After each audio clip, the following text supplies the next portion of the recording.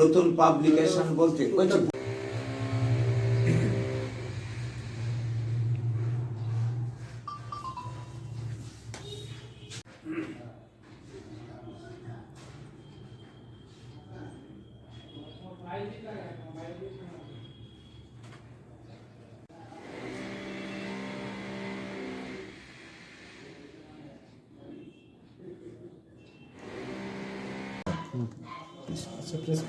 হ্যাঁ, আজকে প্রেস মিটের মূল উদ্দেশ্য হচ্ছে কাঞ্চনপুরের আনন্দবাজারের 93টা পরিবার এই গত মাস 2 ধরে উগ্রবাদী হামলায় ক্যাব বিরোধিতার নামে বাজার বনকে কেন্দ্র করে, ত্রিপুরা বনকে কেন্দ্র করে এরা জায়গা জমি বাড়িঘর সব কিছু ধ্বংস হয়ে গেছে উগ্রবাদীদের দ্বারা।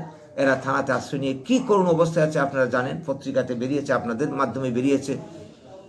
মানে না খেয়ে মরার অবস্থা। অথচ যারা এই ঘটনার সঙ্গে যারা যুক্ত, যারা ভিন রাজ্যের মানুষ রিয়াং, আজকে তাদের জন্যে প্যাকেজ ঘোষণা হয় আমার এই রাজ্যে। আজকে তারা পুনর্বাসন পাবে 600 কোটি টাকার উপর প্যাকেজ, পরিবার পিছু প্রায় 6 লক্ষ টাকা করে পাবে। অথচ যারা এই রাজ্যের স্থানীয় মানুষ বাঙালিরা আজকে তারার বাড়িঘর থেকে মানে ওদেরকে বের করে দিয়ে বাড়িঘর জ্বালিয়ে দিয়ে আজকে তারা এরকম বেহাল অবস্থা আছে, তাদের দিকে গভর্নমেন্টের কোনো নজর নেই, প্রশাসনের কোনো নজর নেই। এটা কি চলছে? এক চোখের তেল এক চোখে ঘি, এই ধরনের বিভেদমূলক নীতি এর মাধ্যমে আজকে একটা জাতি ধ্বংস হতে চলছে। এই যে দীর্ঘ 2 মাস ধরে যে করুণ পরিণতি আজকে কাঞ্চনপুর আনন্দবাজার বাঙালিরা মানে বাস করছে, এটা কোনো সভ্য জগতে, সভ্য দুনিয়া, গণতান্ত্রিক দেশে এটা চলতে পারে না। তো এই জায়গায় আমাদের মুভমেন্ট চলছে গত 2 মাস ধরে। আমরা ডেপুটেশন দিয়েছি রাজ্য জুড়ে, আমরা গণবিক্ষোভ করেছি। আমরা এখন মানে আন্দোলনকে আরও শক্তিশালী করব, মাঠে নিয়ে যাব। কিন্তু আপৎকালীন তো তার আগে খেয়ে পরে বাঁচতে হবে। আমরা কিছু ত্রাণ সংগ্রহ করে গতকালকে আমরা কিছু ত্রাণ সামগ্রী দিয়ে এসেছি। এই খবরটাও আপনাদের মাধ্যমে রাজ্যবাসীকে আমরা জানাতে চাই, কারণ যারা আমাদেরকে ত্রাণ দিয়েছে তারাও এটা জানা দরকার, এটা প্রপার ইউটিলাইজেশন হলো কি না। হ্যাঁ, তো আমরা যা দিয়েছি এটা এখানের মধ্যে আছে। 400 কেজি চাল দিয়েছি আমরা, মসুর ডাল 30 কেজি, আলু 58 কেজি, সয়াবিন 20 কেজি, দুধের প্যাকেট 50টা বাচ্চাদের জন্য, মুড়ি 20 কেজি, নগদ অর্থ 2000 টাকার কাপড় চোপড় দিয়েছি 103টা ফ্যামিলির, ছোটো বড় থেকে শুরু করে আর কি। তো এইটা তো সাময়িক ত্রাণ, এই দিয়ে সমস্যার সমাধান হবে না। তাদেরকে যাতে মানে নিজেরা বাড়ি ঘরে গিয়ে নিরাপত্তা সহ আগের মতো বসবাস করতে পারে, এবং যা ক্ষতিপূরণ হয়েছে, ক্ষতি যা হয়েছে এই অবধি, এই পুরো ক্ষতিপূরণ তাদেরকে মিটিয়ে দিতে হবে। এই নিয়ে আমাদের আজকের প্রেস কনফারেন্স। এবং সেই সঙ্গে আমরা চাই 80 জনের গণহত্যার পর থেকে আজ অবধি যারা জায়গা জমি বাড়িঘর হারা হয়েছে উগ্রবাদীদের আক্রমণে, তাদেরকেও আবার সেই আগের জায়গাতে ঘুরিয়ে নেওয়া হোক। এবং যারা এই সমস্ত কাজের সঙ্গে যারা যুক্ত তাদেরকে খুঁজে বের করে আইন অনুযায়ী তাদেরকে মানে দৃষ্টান্তমূলক শাস্তির ব্যবস্থা করা হোক। সারা রাজ্যে প্রত্যন্ত অঞ্চলে টিএসআর ক্যাম্প স্থাপন করা হোক আগের মতো, ইত্যাদি দাবিতে আমাদের আজকের প্রেস মিট। আমার নাম গৌরাঙ্গ রুদ্রপাল, আমি আমরা ত্রিপুরা রাজ্য কমিটির সচিব। শুরু করে নাগরিক অধিকার হরণের একটা প্রচেষ্টা চলছে। কাজে আমাদের লড়াইটা সামগ্রিকভাবে জাতির এই অস্তিত্ব রক্ষার এবং অধিকার রক্ষার লড়াই। এখানে কে কি বলল আমাদের পক্ষে বা বিপক্ষে, যারা পক্ষে বলে তাদেরকে আমরা ওয়েলকাম করি, যারা বিপক্ষে বলে আমাদের সংগ্রাম সামগ্রিকভাবেই অধিকার রক্ষার জন্যে। মানে এখন এই আমাদের বক্তব্যে কেউ যদি মনে করে যে তার স্বার্থহানি হবে, তার পজিশন হানি হবে, এটা তার ব্যাপার। এই ব্যাপারে আমরা কোনো না, মহারাজা বা কোনো পার্টিকুলার ব্যক্তির বিরুদ্ধে আমাদের কোনো বক্তব্য না। না, ওরা যে বক্তব্যটা রেখেছে সেটা কি আপনারা কিরকম কি চোখে দেখছেন? ওদের পার্টিকুলার করুন, আপনি কোন বক্তব্যের প্রেক্ষিতে আপনি জানতে চেয়েছেন বলুন।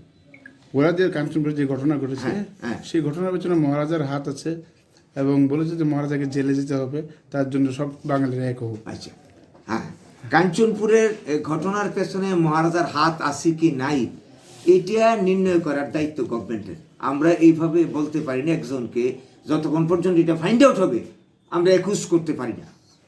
তবে ওনার যে বক্তব্য পার্টিকুলার যদি বলেন ওনার বক্তব্য যথেষ্ট প্ররোচনামূলক, এটা অনস্বীকার আমরা করছি না। উস্কানিমূলক ওনার বক্তব্য বরাবরই উস্কানিমূলক, প্ররোচনামূলক বরাবরই। এখানে ত্রিপুরাতে গন্ডগোল পাকানোর বক্তব্য এইভাবে একজন রাজনীতি দলের লিডার উনি যদি রাজনীতি বা মানুষের কল্যাণে কাজ করেন, ভাবনাটা হবে সর্বজনহিতায় সর্বজন সুখায়। কিন্তু ওনার পার্টিকুলার, যেমন আমরা বাঙালির পক্ষে কথা বলছি, তার মানে এই না আমরা অন্যকে উপেক্ষা করছি, কিন্তু ওনার পার্টিকুলার বক্তব্য শুধু ওনার জাতিকে কেন্দ্র করে এবং যেই ধরনের উনি বক্তব্য রাখেন, এতে যে কোনো মানুষ উত্তেজিত হয়ে মানে পড়তেই পারে। কাজে এই ধরনের বক্তব্যকে আমরা মানে ওয়েলকাম করি না।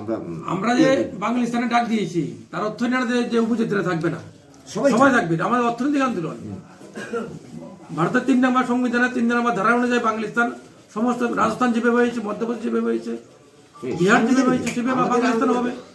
বাংলাদেশে কোনো পার্মানেন্ট ল্যান্ড নেই ভারতবর্ষের বুকে এখন পর্যন্ত, যার ধরনের তারাই সুযোগ নিচ্ছে।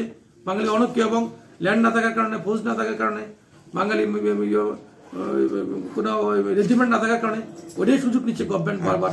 আর আরেকটা কথা, যেহেতু আপনি কথা তুললেন চন্দনবাবুর কথা, ইনারা চেষ্টা করছেন ইনাদের মতো করে, এবং আমরা মনে করি এই ধরনের চেষ্টা কতটা ফলপ্রসূ হবে এই ব্যাপারে আমাদের মানে যথেষ্ট ডাউট আছে। কারণ কি বিচ্ছিন্নভাবে আজকে কাঞ্চনপুরে ঘটনা ঘটলো, আমি কাঞ্চনপুরে শরণার্থীর জন্য কিছুটা রিলিফ দিলাম, কিছুটা টিএসআর ক্যাম্পের ব্যবস্থা করলাম, ইত্যাদি ইত্যাদি। এটা হচ্ছে বিচ্ছিন্ন। আজকে সমস্যাটা সামগ্রিক, শুধু কাঞ্চনপুরের সমস্যা না, ত্রিপুরার সমস্যা না, আসামের সমস্যা না, গোটা বাঙালি জাতির সার্বিক সমস্যা কাছাকাছি। এবং এই সমস্যাটা সম্পূর্ণ রাজনৈতিক সমস্যা, রাজনৈতিকভাবেই এটাকে মোকাবেলা করতে হবে, এবং এটা সমাধান হতে পারে বাংলাদেশের মাধ্যমে। এই বিচ্ছিন্নভাবে কিছু দাবি আদায় করে এই সমস্যার সমাধান হওয়া যাবে না বলেই আমাদের অভিমত।